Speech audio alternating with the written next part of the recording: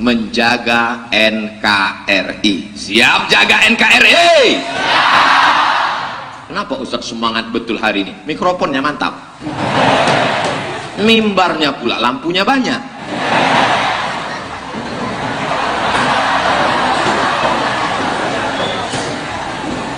Tidak lama lagi kita akan masuk pada tanggal 10 November.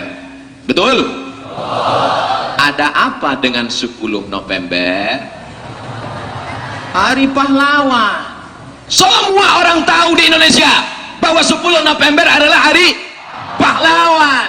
Tapi orang tidak tahu asbabun nuzul. Cobalah tanya. Tulis di Facebook, tahukah Anda asbabun nuzul hari pahlawan?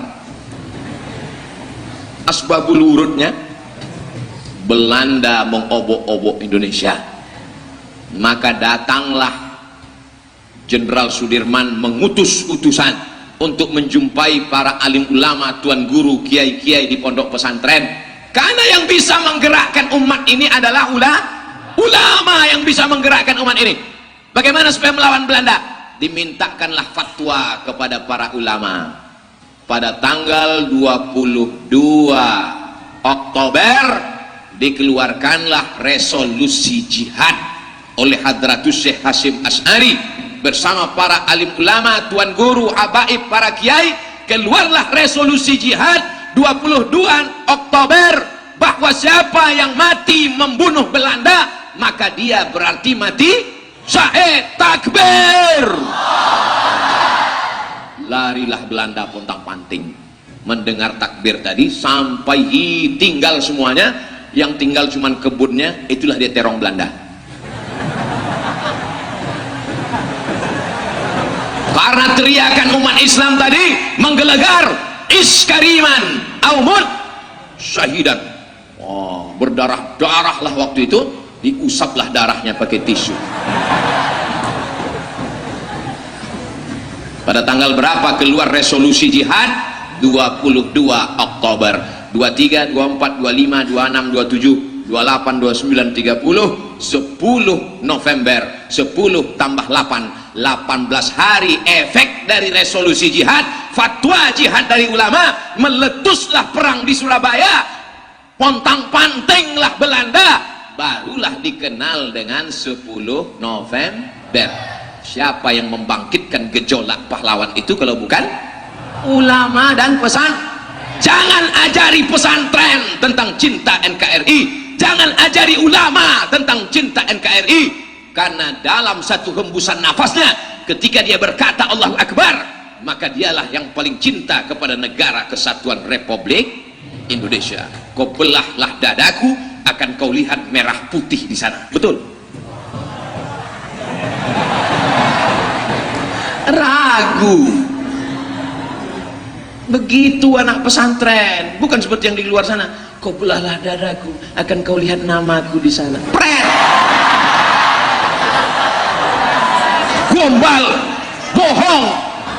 Anak pesantren yang jujur, kau belah dadaku, akan kau lihat merah putih di sana. Merah darahku, putih tulangku, NKRI akan kuperjuangkan. Takbir.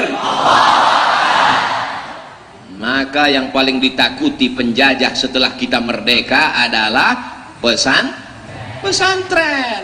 Jadi kalau ada orang benci pesantren, ada orang benci ulama, sesungguhnya mereka adalah kulitnya kulit kita, wajahnya wajah kita, hidungnya hidung kita, bahasanya bahasa kita, tapi otaknya otak Belanda. Ustadz marah atau gimana? Enggak, memang udah gitu gayanya. Saya pernah nyoba gimana jadi ustadz yang lemah lembut, gagal. Pernah saya coba. Adik-adik sekalian, marilah kita menjadi santri yang baik, sopan. Kalau sendal kita dicuri orang, senyum.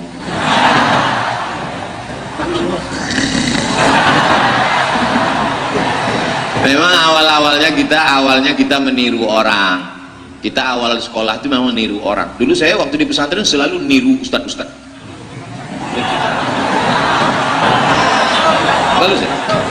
Selalu kawan saya selalu minta, Man, gimana Ustaz anu? Man kadzaba alayya muta'ammidan falyatabawa maq'adahu minan nar. Man, kalau Ustaz anu gimana? Awalnya kita meniru, tapi pada akhirnya kita akan menjadi diri kita sendiri. Oleh sebab itu, jadilah dirimu sendiri. Be yourself. Ustadz Somad harus menutup ceramah jam 4. Begitu pesan yang disampaikan. Saya ada waktu 10 menit. Tenang, judul kita belum habis. Maka di antara santri-santri ini nanti akan ada yang jadi bupati dan wali kota, gubernur. Akan ada yang jadi hakim, pengacara, lawyer, advokat, penguasa, orang kaya, entrepreneur. Maukah kalian mendampingi mereka?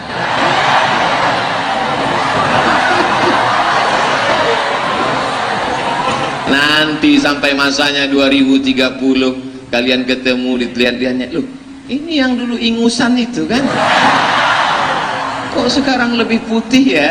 Ditanyanya, loh kamu dari pesantren Al-Falah Lil Banin? Iya. Dulu perasaan kami intip-intip dari atas hitam. Iya, aku sering minum jus bengkoang.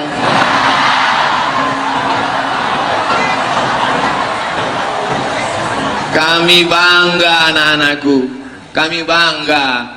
Di saat 2030, 2040 sebagian kami ustadz-ustadz ini sudah meninggal dunia, tapi Ustadz Abdul Somad masih hidup.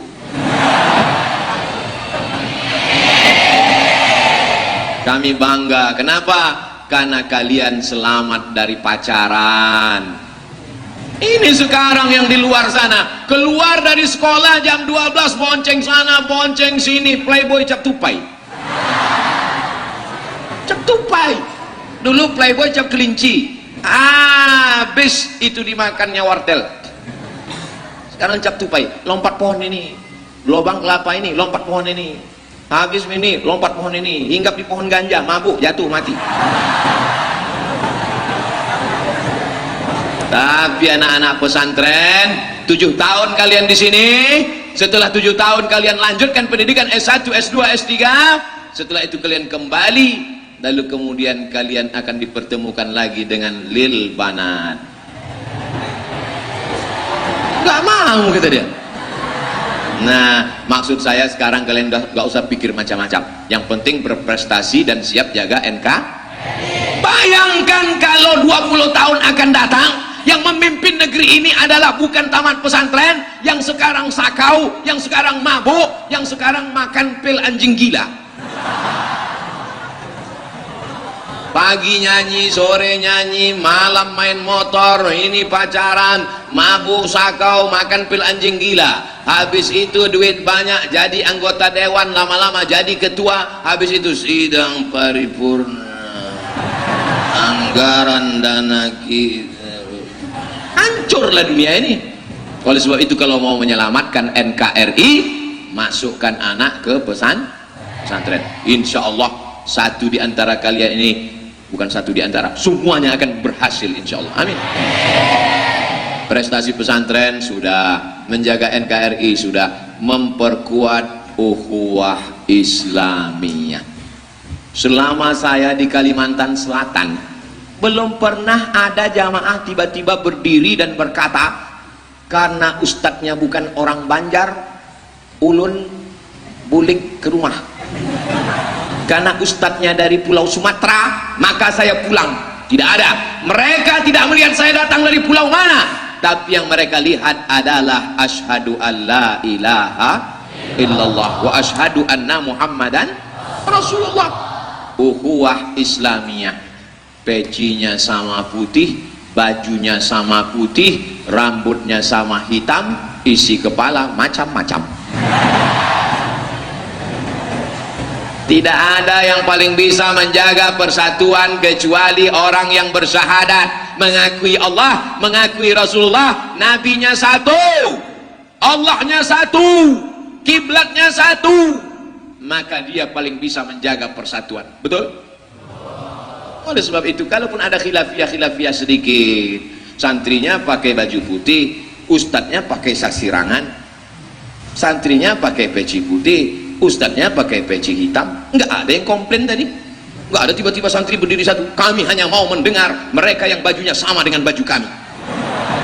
Kami hanya mau mendengar kalau dia pakai sarung, pakai celana panjang, out. Nggak ada, karena mereka melihat titik persamaan, sama-sama menutup aurat. Asal sudah menutup aurat, oke. Misalnya saya datang kemari pakai celana jeans, pakai baju kaos, pakai jaket kulit, pakai helm, dia naik ke atas, hai guys, boleh apa enggak? Ada ayat yang melarang. Ini ayatnya jelas melarang pakai celana jin, Pak Ustaz. Mana ayatnya? Ini minal jinnati wan nas.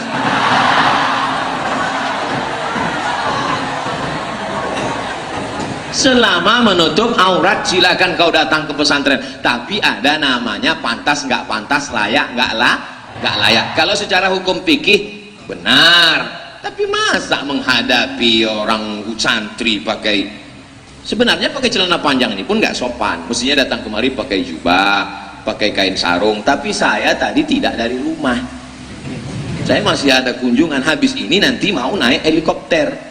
Kalau naik helikopter pakai sarung, anginnya kencang, maka saya pakai, jelas asbabun nuzulnya kan, supaya jangan nanti yang nonton, apa itu Abdul Somad sudah tahu mau ceramah di pesantren di Al-Falah, masa pakai celana panjang, qalilul adab, gak punya sopan santun. Sudah kuceritakan kronologisnya saudaraku. Santriwan santriwati Al-Falah tidak pernah mempermasalahkan itu, kau aja yang sibuk komen-komen di YouTube. Nah, oleh sebab itu jaga persatuan kita, jaga ukhuwah kita. Ada namanya ukhuwah Islamiyah, ada namanya ukhuwah falahiyah. Sama-sama saudara satu pesantren Al-Falah. Jaga kesempatan kebaikan. Insya Allah semua alumni-alumni ini diridhoi Allah Subhanahu wa Ta'ala. Terakhir, menolak faham radikalisme. Dulu saya pernah dituduh radikal, Abdul Somad Ustadz radikal. Saya waktu itu marah, kenapa kamu tuduh saya radikal? Karena Ustadz selalu, Nabi SAW ada saatnya lembut. Kalau kita melihat ada orang minum khamar, kita keras atau lembut? Ada orang minum khamar depan kita, lalu kita datang, salatullah salamullah, bodoh.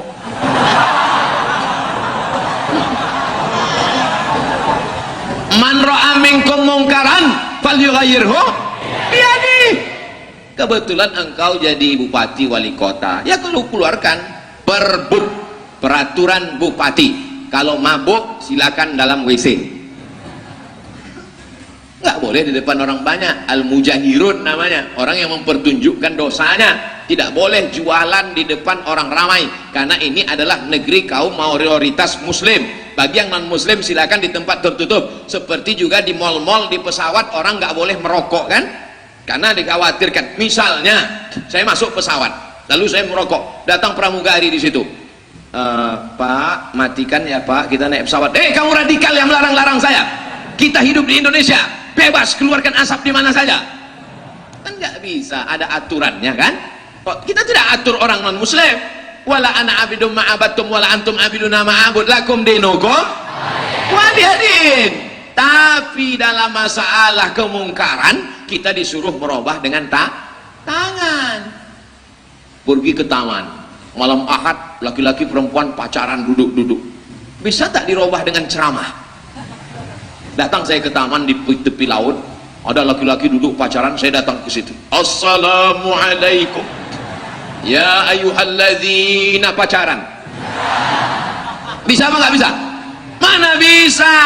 Tapi bisa dirubah dengan perda, peraturan daerah. Nggak boleh pacaran, boleh duduk berdua dengan mahram. Kalau mau bawa pacarnya, bawa juga bapaknya, ibunya, neneknya, adiknya.